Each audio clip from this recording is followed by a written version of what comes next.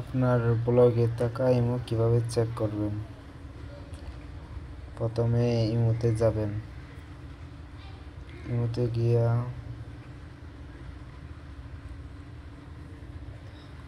এইখানে দেখবেন, এখানে ক্লিক করবেন।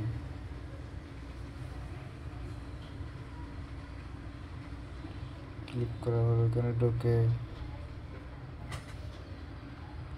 আর এই সিকিউরিটি প্রাইভেসিতে ক্লিক করবেন। ক্লিক করার পর ওখানে ক্লিক করার পর দেখতে পাবেন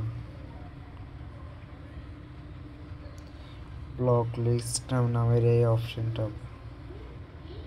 এই ব্লক লিস্ট নামের অপশনে ক্লিক করে আপনার কতজন ব্লগ আছে একদম ইজিলি দেখতে পাবেন। কতজন ব্লগ আছে এটা আনব্লক করবেন।